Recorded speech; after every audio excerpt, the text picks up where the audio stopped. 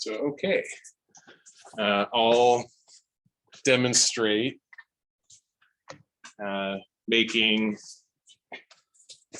this clay column, what we are assigned or part of the project, right? So to do that, we have some tools below your guys' station. We have canvas, and in that canvas, we have a dowel rod.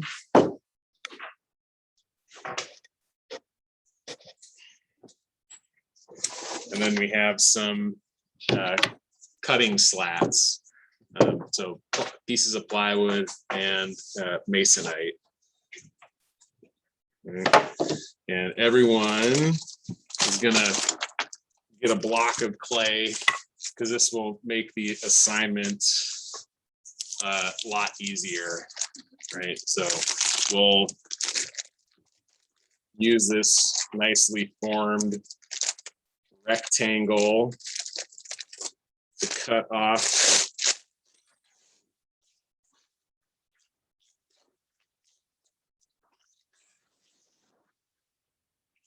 hunk of clay, and we'll roll out into slabs. So this commercial clay has been ran through industrial clay mixer and vacuum, so it works really well for the assignment, and the rectangle will be easy to roll out into slabs. So with these slats, for getting our first cut, what we want to do is stack them both on top to get a good amount of clay, and with your wire tool, we'll put our thumbs down on our slats and cut. It doesn't have to be perfect. So if it's a little uneven from front to back, that's totally fine. We're gonna roll it out and have a nice asymmetrical edge anyway. But so this is the slab that we're gonna use for making our column.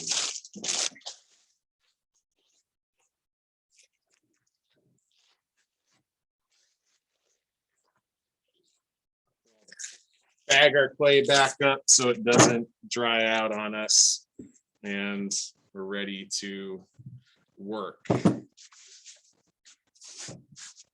Right, so we only need the plywood slats for the first cut because that just helps get a nice even thickness.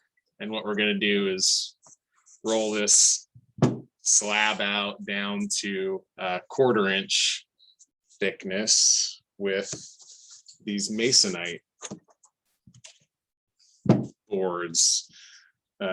So what I want to do is roll out my slab enough that I can have a width of at least 2 blocks, right? So with this here, I'm only about 1.5 blocks. I want to print on both sides. So just kind of rolling out like cookie dough. Move my other cylinder so it doesn't roll off when I shake things back and forth. So just take your time with this. We're rolling a thin slab out of a pretty thick piece of clay, so it just takes time, right? If I add too much pressure, it'll really change the shape, so I just want to add a little bit of pressure as I go, and then I can check and see how much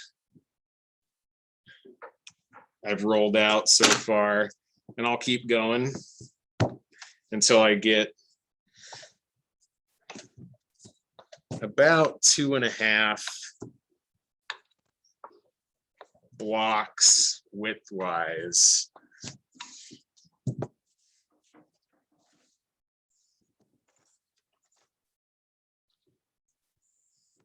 So I'm just over 2 there.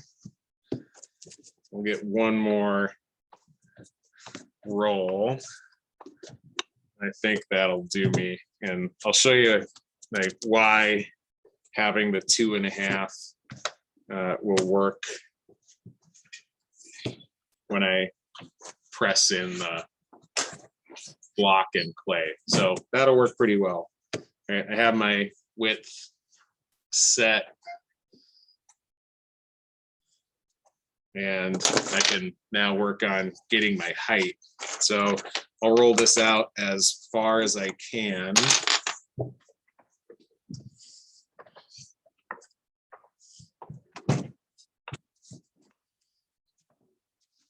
And I'll flip my clay back and forth until it gets thinned out.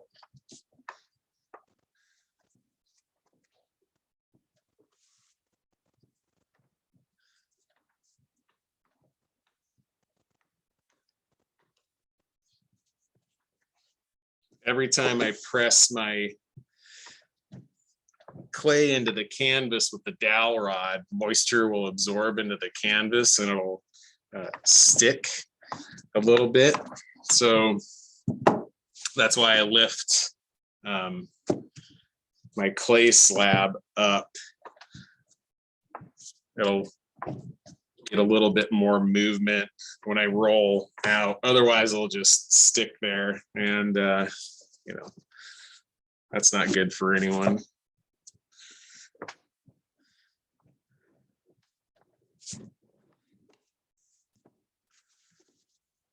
This is one of those slow going processes. So take your time with it. It's not a rush.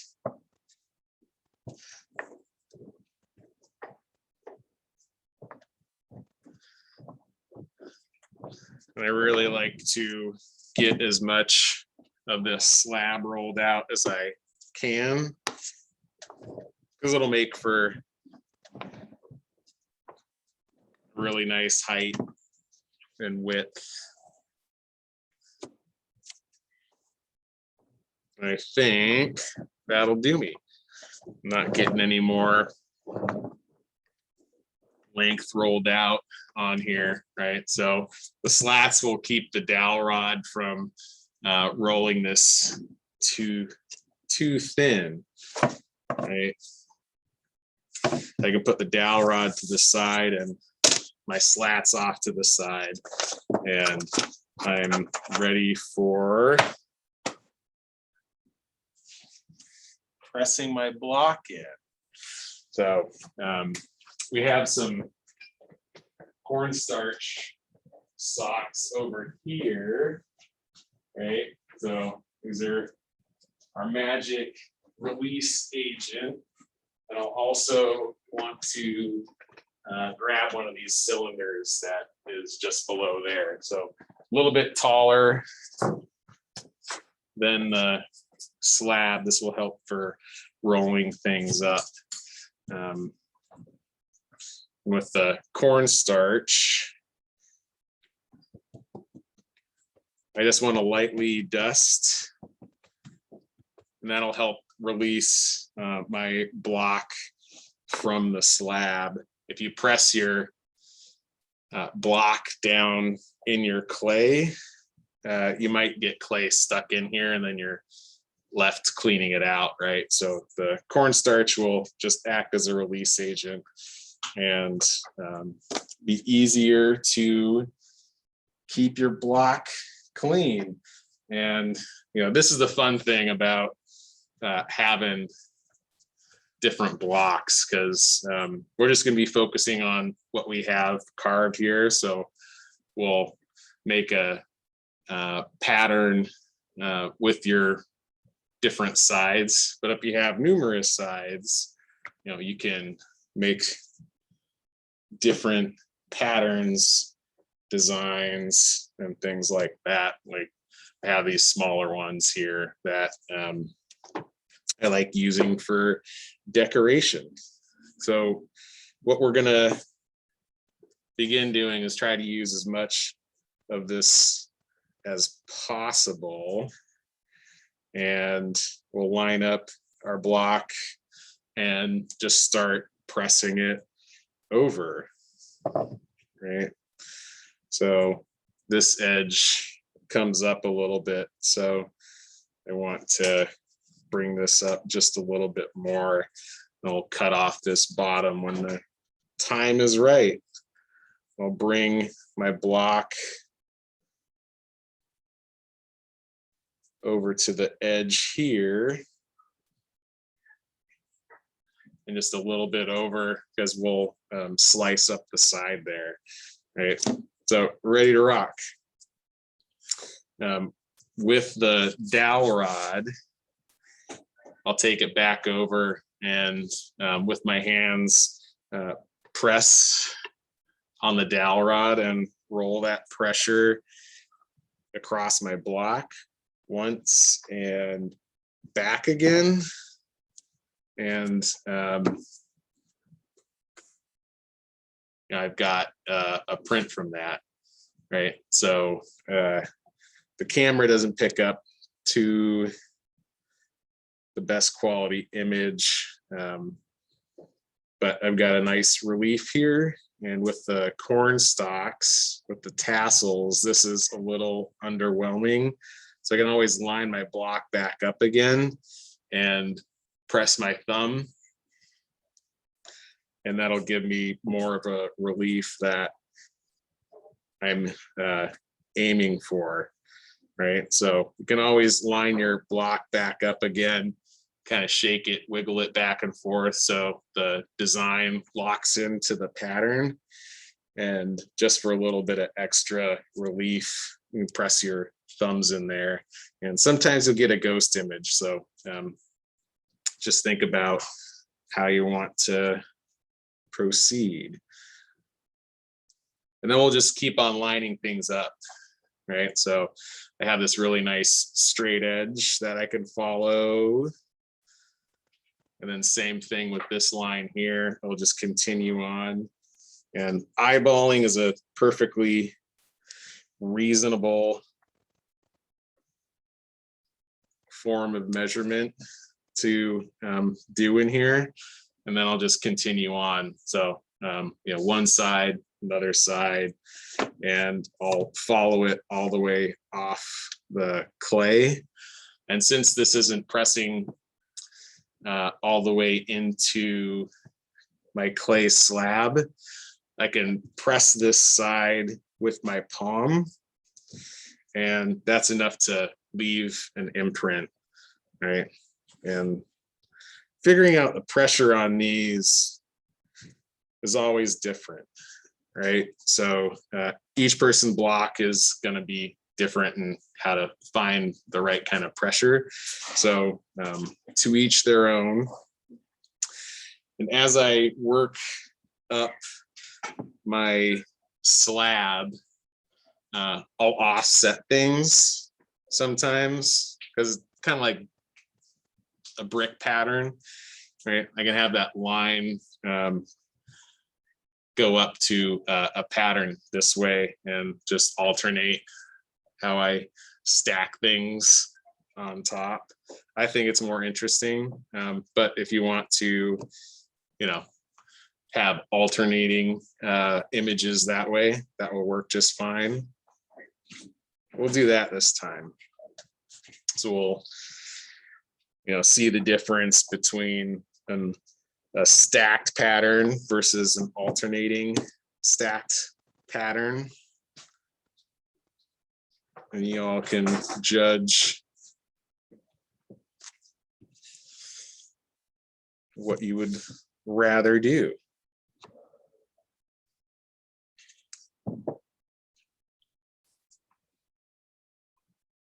And these lines aren't like completely perfect, right?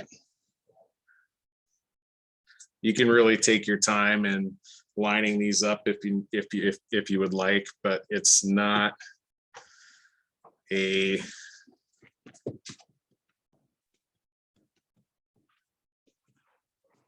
thing that will be, graded on. Like having a perfect line isn't a part of the learning outcomes, right? So it can be fairly messy, lined up enough.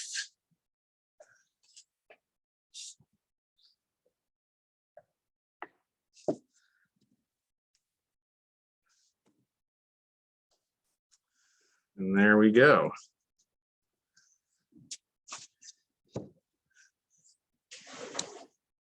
So in the assignment, in the outline, I have a requirement for making at least a 2x2 pattern, right? So this is a 2x2 pattern. That's this space right here. With rolling this out and cutting a deep slab, you should get about a 3x2 pattern, right? And then this is a little bit of an overhang here, but we'll keep everything. And we'll trim up the side here and the bottom. So the goal is, or the requirement is, to use the whole clay slab in building this, right? So we'll start with the bottom first. So using your straight edge, you can line things up with the bottom of your slab that you just pressed. And I have this cut off I'll keep to the side, and we'll use that later.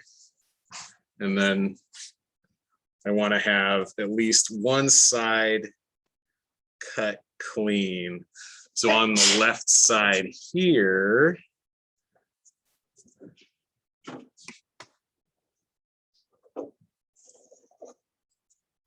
I'll cut off this little strip, and then it'll make it easier to roll things up. So with this strip, again, I'm gonna leave off to the side, and we'll add things in, and we're ready to roll up our piece.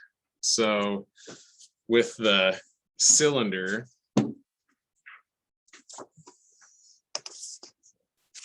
I can kind of put things away as I work to keep things non-cluttered. We'll lightly pick up your slab so it doesn't have too much attachment to that canvas. And with this cylinder, I want to match up the bottom with the bottom edge cut here. I'll show you why in just a second. And just lifting up that slab and getting that under, I can rotate my cylinder and get it underneath the slab as much as possible. Because then I can lift and pick up my whole slab like this, right? And gently, I'm gonna drape it down on the other side. And then this is where we're gonna attach one side to the other. So we have our pressed designs on this side. You wanna be careful with pressure, because if I add more pressure, it might change the shape, or might change the pattern. It might take that off. Right, so with this roll up, I'm trying to think, I want this natural rolled out edge to roll over this straight edge, right? So sometimes it can be a brain teaser in figuring out which way would be best, right? So this will roll up over this straight cut here, right? And so in prepping this, I want to give my cylinder some room to breathe. And I'll have about like an inch or more on this side, and this is what's going to roll up here. So with this, I can draw a little mark with my needle tool, and I have that line. So everything left of that line, I'm going to score. So just like scoring the sides of your press molded pieces together, we want to score both sides of this. All right, so don't be afraid to get those teeth nice and gritty. And then I'll gently pull up here, and I can draw another line on the other side. Right, so that's where my overlap is going to be. I have this line that runs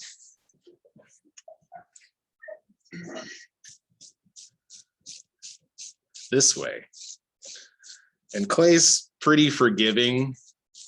You can fill in a 1-inch gap pretty easily with clay. You know, you just shove it in there, and it's fairly malleable. So like if, you know, people are woodworkers or anything like that, the cuts kind of have to be precise. For clay, it just has to be precise enough. And so this is ready to go. So with water in a sponge or water in a brush,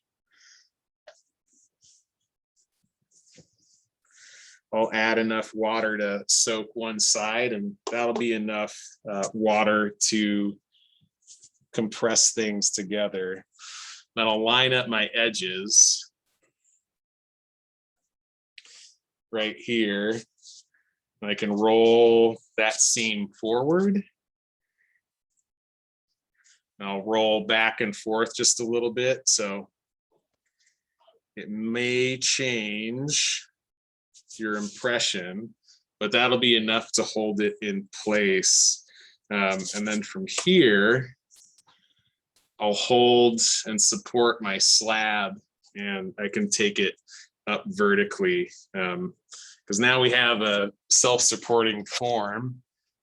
The cylinder is fully wrapped, and it's connected together, right? And even with soft clay, it will hold its shape as long as it's connected, right? So I have this overlap here. It has about an inch overlap. That straight cut runs all the way down here. So that's enough to hold things together. So with my cardboard cylinder, my hand is going to be on top, holding it in place, and I can press my hand into the cardboard and compress things a little bit. So the more surface area you have that you compress over your clay, the less that you'll change your pattern, right? I still have this pattern on this side. It's kind of like laying down on a bed of nails. That's how magicians do it, right? It's just surface area. If they were lying on one nail, it would go straight through their body, but since they have hundreds of nails to lie on, it won't go through their body. So it's kind of similar to that, right? And so now we have our form, and the top is where we'll close things in, and we don't have a straight cut at the top, so it's kind of like improv. You can close it however you can and looks good to you. So you can keep the cylinder if you want, or you can take it a step further and make an elliptical form, right? So just a little bit wider and narrower on one side, right? So instead of having a circle like this, we'll change it into an elliptical shape. So how we do that is we'll use our dowel rod for shaping and hanging. And this is a good test to see if your seam is properly compressed, right? So I'll nestle up my dowel rod to one side, and then I'll hold my clay slab with my dowel rod and lift it up. And from here, I can just pinch it around my dowel rod. So it's kind of like creating a nice long envelope shape. And as a decision, like a design choice, it's really nice to have this seam running in the center or close to the center of your work, like in this demo here, right? So people can see it, right? If it was on the side, it wouldn't be quite as noticeable, but it's more on the front part of your piece. And then we'll continue on with the other side, right? So nestling up my dowel onto the other side of the clay, pressing in, supporting, and lifting up, right? And then pressing and pinching that together. So that's how narrow my column is. Right, now I have a nice wide slab that I can work with, right? And don't be afraid to pick it up, right? We have the seam compressed, it's a closed form. So if you pick it up gently with your hands and don't compress together, lift it up and down, you can move it, right? And now we'll begin closing this in. So, and this is one of those things that you can just kind of do however you see it closing in, right? You can pinch things in like this. What I'll probably do is overlap. That's the most common way to do this. So closing it like an envelope. I'll take a slice down about 1.5 inches or 2 inches on each side. And since I don't have any pattern up on the top, I'm not losing anything. So with those slices on the side, I can bend in my corners here and then close the top over here and bend this down. So however you can get there is the trick, right? So I bent my corners on the side here. It puffs out the front just a little bit, and I can move this back and forth and then close my piece. So with this, I want to score and slip again. Right, so just making a mark of where I want to score.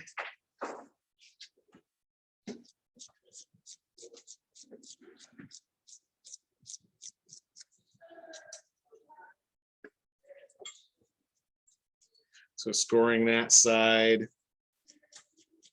and then scoring this side. I'm supporting my slab as I'm adding pressure, so I don't, change the shape too much on it.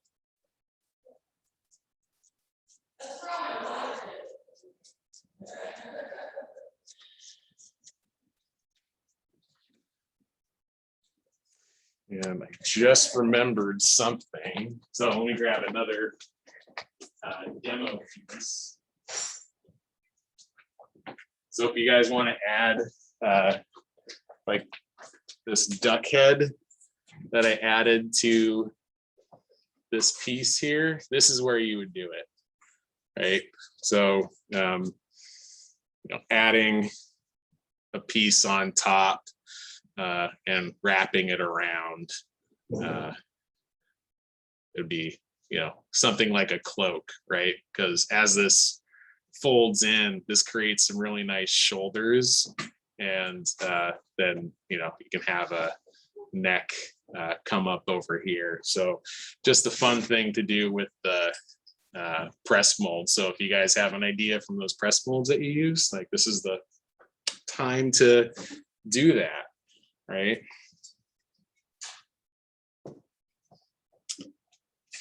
So add in our water.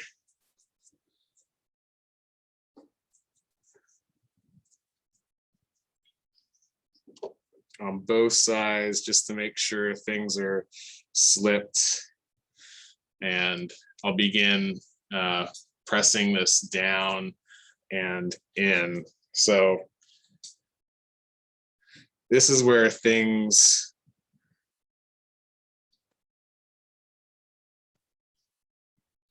come together unplanned, right? Because each top that I do always comes together a little differently. Like I have this little point kind of jetting out here. I have these two slits on the side here, these two little triangles kind of looking like ears, right? And you can also use your dowel rod as a shaping tool. So like, because I have these 2 points on the side here, I can use my dowel rod, and if I press down, it will accentuate those ears a little bit, right? I can press this together and change the shape, and because my clay column is nice and sturdy, the pressure that I add up on top doesn't really change the bottom, right? So we'll see how that kind of turns out, right? And if you get a good idea, you can kind of think of how you might want to just explore that, right? Clay is fairly malleable, and generally, if you think of a good idea, you can usually work it out pretty well in clay, right? So like it just kind of struck me that this was just a little on the narrow side, and so widening it out a little bit more, I thought that would kind of work, right? So might not be something that I do in the future again, but for a demo, it works pretty well. And again, like we have this nice surface up here. So if I wanted to like add something from the press molds over there, like I have these, these cardinals that I really like making. I'll take a cardinal and maybe plop it up on top, right? And just give it a little bit of an accent. And yet another thing is we can make a hole, right? So with our dowel rod,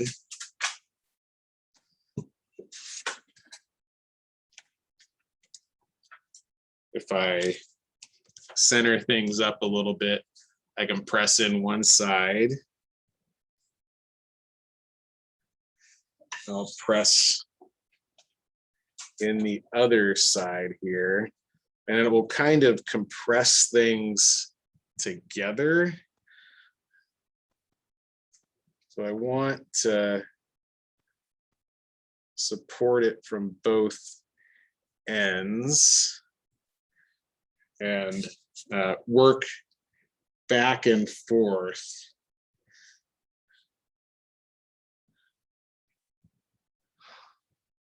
And then as I work back and forth, I'm adding pressure on one side and then adding pressure on the other side. And I'm just kind of slowly compressing the clay walls together and twisting my dowel rod. And the edge will eventually poke through, and I can remove my little circle.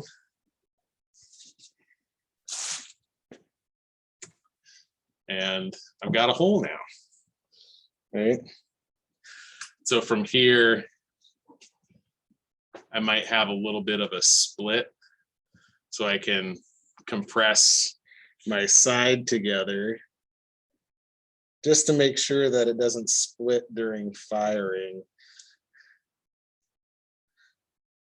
If you want things to stick together in clay, just remember to compress, right?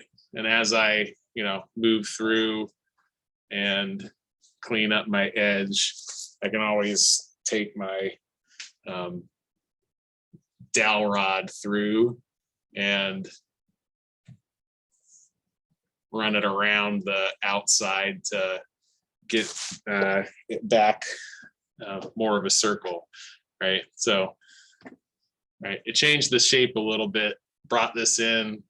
I've got some points that flare out on the side, and then these two top points here, right? So if I don't like this, I can probably work this back into a shape, but if you go back and forth too much, then you might crack the whole piece, right? So less is more in this situation, right?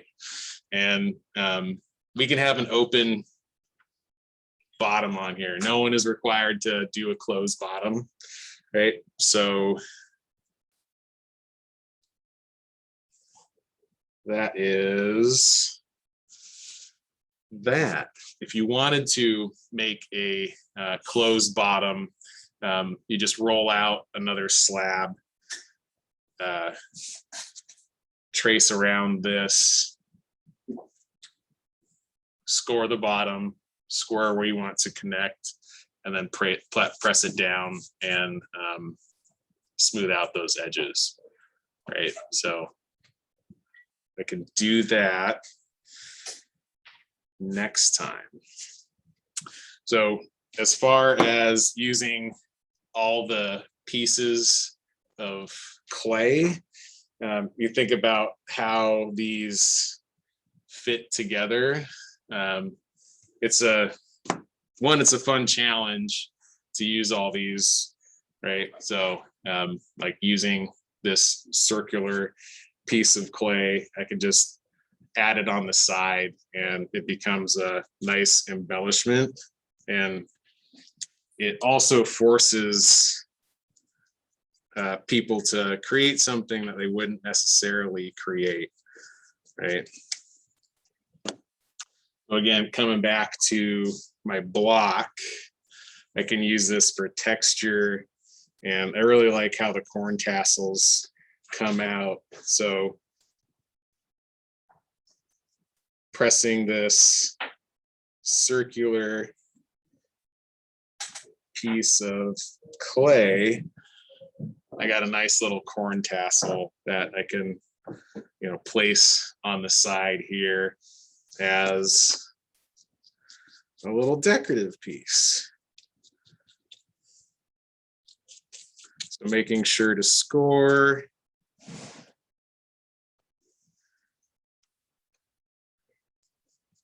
And again, you can eyeball this. It's a fairly wide surface for me to connect these. Or you can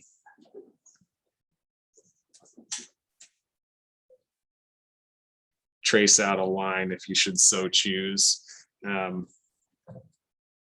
don't want to change my impression that much. So fingertip light pressure, just rolling on the edges. If I compress the edge, that should be enough. Okay. And then we have all the other extra cutoffs here, which I really like adding on the sides because it gives them some, really nice accentuated wings. You can do this a number of ways, like with this one here. I like to tear these wide pieces in half, and you can add texture if you want. Like if I have my block here, pressing it on there, or just having it be bare. I think we'll just kind of have it be bare. We'll change sides over here. And this is where I will add a reference line because it'll help me. And that way I'm not making any marks that need to be covered up.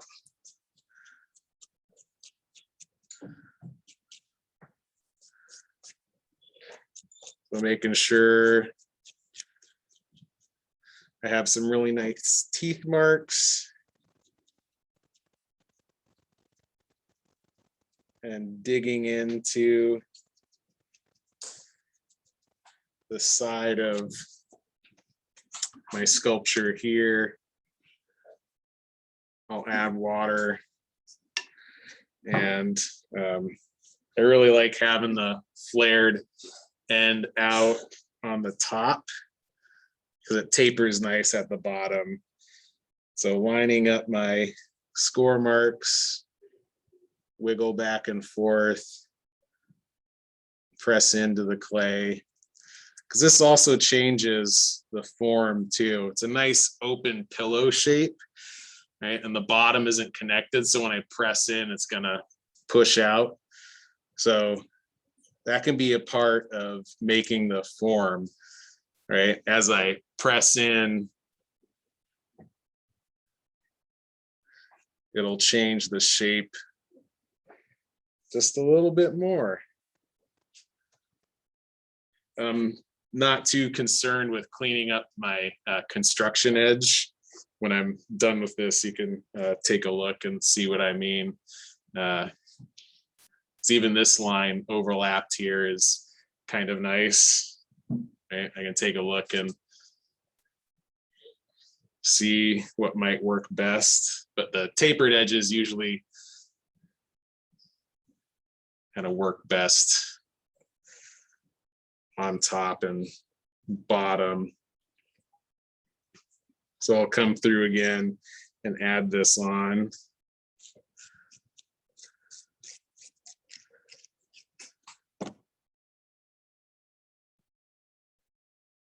And then add my little reference line.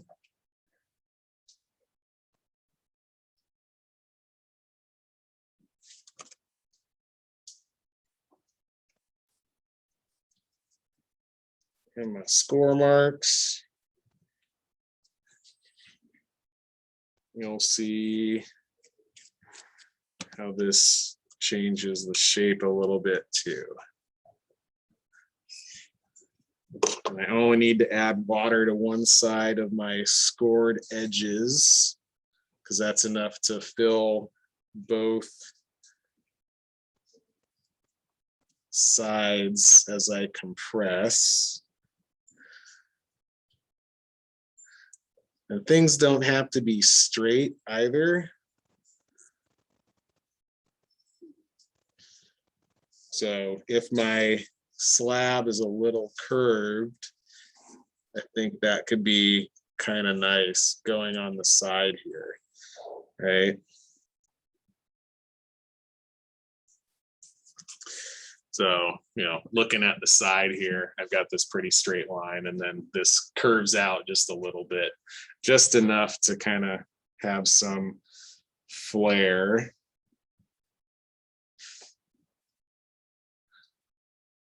And then I'll continue on like with this one here, right? So thinking about balance, you know, I have one side already together, and I might have this run from top to bottom. And this is one of those things that I didn't plan on, that just kind of worked out. But with this corn tassel here and with this really long edge, they can use half of it, and then it kind of represents a corn stalk, right? So just kind of happenstance working, which I really enjoy, like reacting to the material, and you get these little happy Bob Ross accidents, right? So I think I'm gonna continue on with that and put that together, and then I'll find a little, you know, spot for this somewhere, right? Just as a little